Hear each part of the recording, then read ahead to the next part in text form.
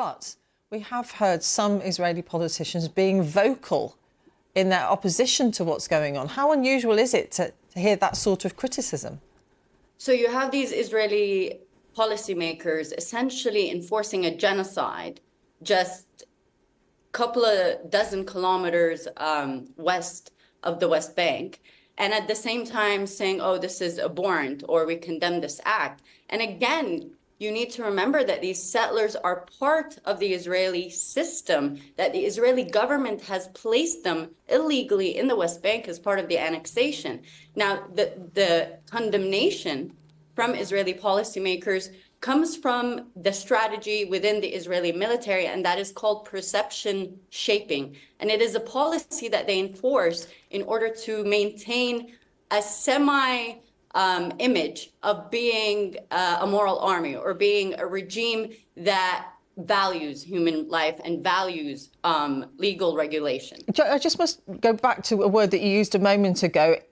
It is a fact that many members of the international community regard these settlements as illegal, but you just used the word genocide. Is that in relation to what's happening in the West Bank? Are you really using that word? So I'm speaking about the genocide that is happening in Gaza. Now, what is happening in Palestine, and you need to remember, Gaza is not a separate entity from Palestine, which seems to be the trend in media.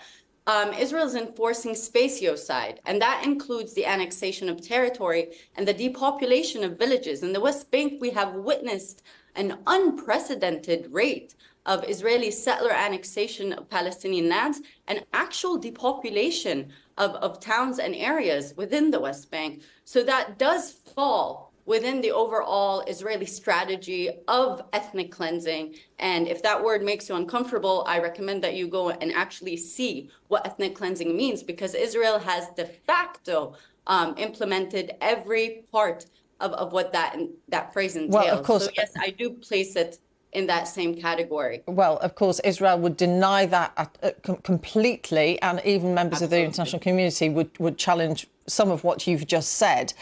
What is the mood? What is the anticipation, though, in the West Bank of what might happen next, and how is the temperature lowered? Just briefly, if you would. Of course, Israel would refute that in parts of the international community. Like I said, this is part of Israel's perception shaping strategy. Can we move on to the question? Sorry, Mariam Barghouti. My question is, what's the anticipation in the West Bank of what might happen next, and what needs to happen to bring the temperature down? Right. So the anticipation in the West Bank is part of how you just responded to me. So Palestinians are expecting, especially international media correspondents, to devalue what is happening here and semi-legitimize it. I didn't do that at all. I'm sorry, Mariam Barghouti, I did not do that at all. I did not do that at all. I'm asking you to tell me what the anticipation is. I'm asking you to tell me what the mood is and the anticipation is of Palestinians in the West Bank. That isn't devaluing anything that has happened at all. And we have just reported that the British Foreign Secretary has condemned the settler violence. Please answer my question. As I said, perception shaping. You can go back to this interview and see how you devalued it. As in, for what is the situation in the West Bank, Palestinians are frightened. They are terribly frightened. You have a population that has gone rogue. This is a de facto rogue regime that has psychopathic tendencies.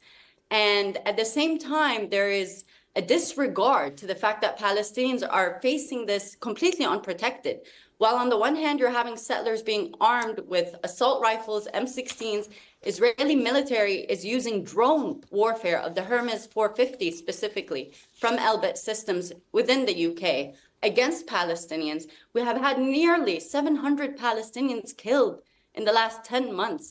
So in terms of anticipation, it hinges on what the international community will allow to persist, notwithstanding Israeli comments, notwithstanding your coverage of who condemned what, but in practice, in actual applied practice. Mariam Barghouti, thank you very much for talking to us here on BBC News.